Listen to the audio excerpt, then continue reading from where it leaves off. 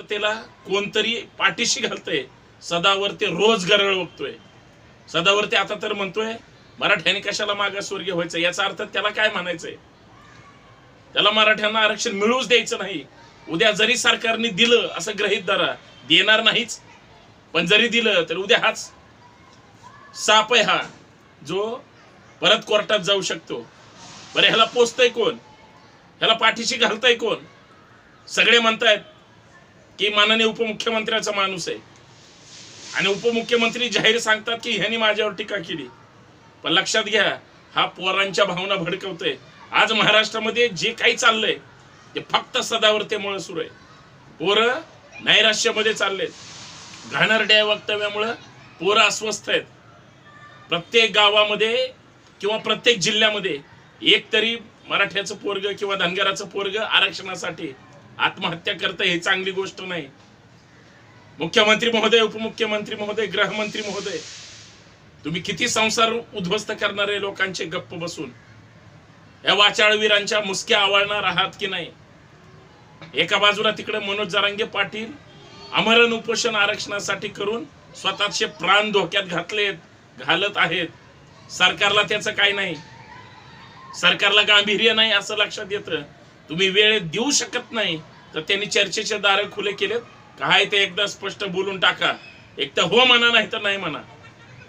पण दुसऱ्या बाजूला तुम्ही जे वळू सोडलेत, कोणी 96 कुळीवाला आहे, कोणी तोत्र्या भाषेत रडत रडत अन्याय झाला म्हणून सांगणार आहे, तो आता त्याला आरक्षण नाही घ्यायचं.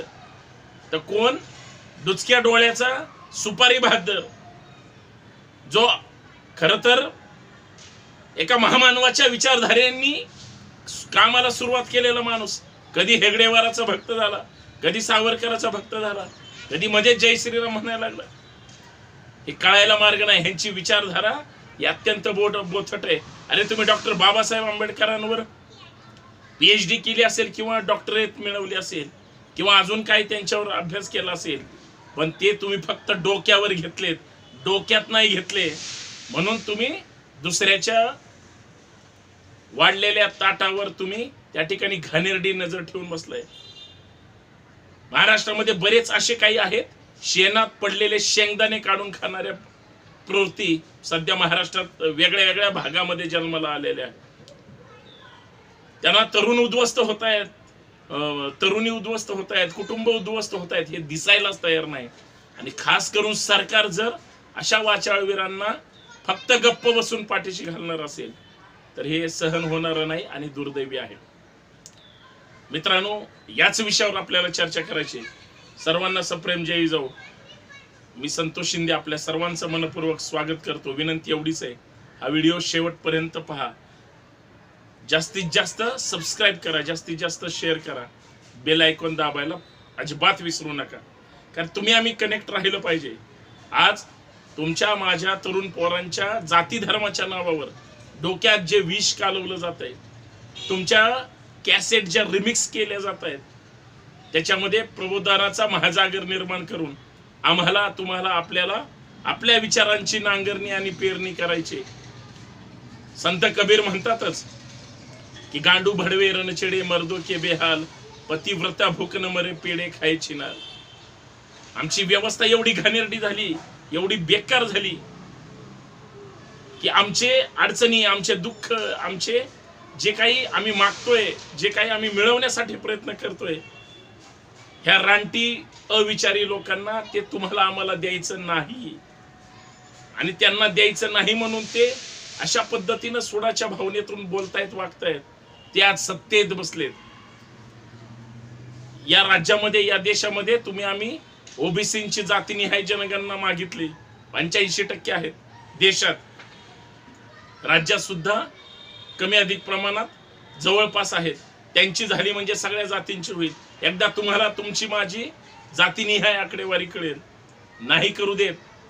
आणि जे आरक्षण विरोधी असतील, जे संविधान विरोधी असतील, तेच जर सत्तेत असतील आणि आमचेच जर भैताड मराठा बहुजन ह्या जातीवाद्यांच्या कळपात त्यांचे मोहरके असतील, तर तुमच्या माझ्या वैचारिक महाराष्ट्राचा सत्यानाश करायला इतर दुसऱ्या शत्रूंची गरज नाही. आज त्याच दिशेने परिस्थिती चालली.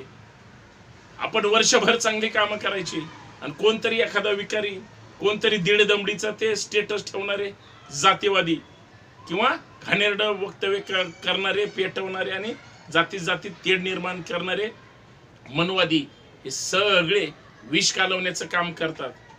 आम्ही म्हणतो पुरोगामी महाराष्ट्र, म्हणतो परिवर्तनवादी महाराष्ट्र, आम्ही सगळ्या महापुरुषांची विचारधारा सांगतो आणि आमच्याच आसपासले त्या जाती धर्माचे लोक ह्या जातीवाद्यांच्या कळपात जाऊन कधी समाजाचा सत्यानाश करतात ते कळायला सुद्धा मार्ग नाही. आमच्या धडावर आमचं नुसतं डोकं आहे, त्या डोक्यात आमचा मेंदू नाही. जगद्गुरु संत तुकाराम महाराज सांगतात पण आम्हाला ते कळत नाही. आम्ही आमच्याच विचारांच्या, आमच्याच लोकांच्या, आमच्याच बहुजनांच्या लोकांच्या विचारांच्या आणि त्यांच्या कृतीच्या विरोधात जाऊन काम करायला लागलोय. आणि मग ह्या दीड दमडीची डुचक्या विचाराची माणसं त्याच्यात विष कालवण्याचं काम करतात. जगद्गुरु संत तुकाराम महाराज म्हणतात, भले जरी देऊ काशेची लंगोटी, नाठाळाच्या माती हानुकाठी. आता आम्हाला ते करावं लागेल असं वाटायला लागलंय. का करू नये? वेळ पडली तर आम्ही आमच्या अंगातलं कमरेचं काढून देऊ. पण जर आमच्या आडवा आलात, विरोधात गेलात तर नाठाळाच्या माती काठी हाणल्याशिवाय सुट्टी देणार नाही.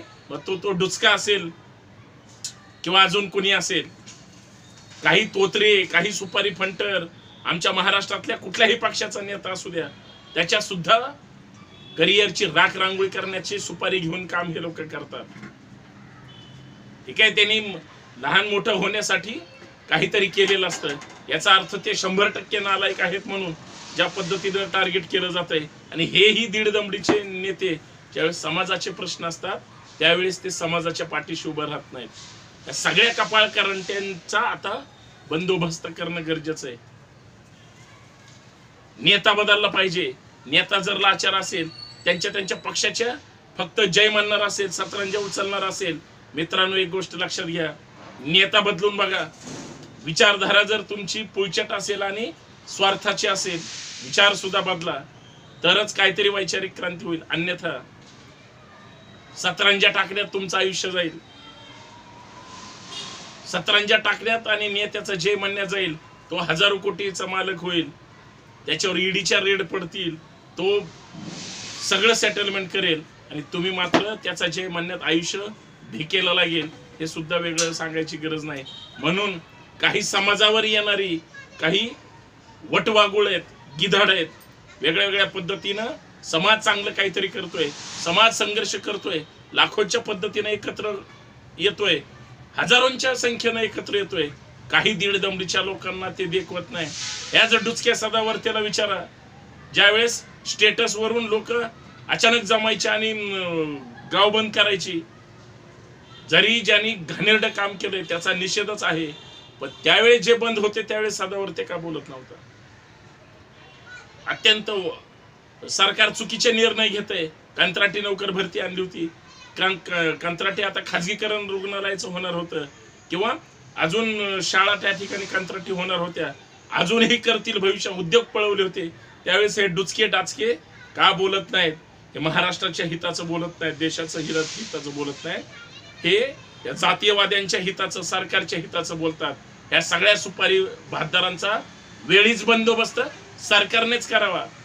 अन्यथा हे जर रस्त्यावर फिरायला लागले तर महाराष्ट्रातली जनता त्यांना सुट्टीच देणार नाही. कारण महाराष्ट्रातल्या जनतेच्या हिताचं हे जर हिरावून घेत असतील, अशा लोकांना करायचं काय? आणि खास करून मीडियातली लोक त्यांना जे काही जागा देतात, स्पेस देतात, हे सुद्धा बंद केलं पाहिजे. हे माजलेत, लक्षात द्या. घाणेरडं वक्तव्य करतात, चिडून बोलतात. यांची वेळीच वैचारिक सुद्धा नसबंदी झाली पाहिजे, मीडियाने बहिष्कार घालून, तरच जागेवर येतील. अन्यथा महाराष्ट्राचं वाटोळ करण्यात सदावर्ते सारख्यांना जे प्रतिनिधी त्या ठिकाणी महाराष्ट्रासमोर आणतात किंवा संधी देतात, ते माध्यम सुद्धा जबाबदार असतील, हे लक्षात ठेवा. धन्यवाद. जय जिजाऊ, जय शिवराय.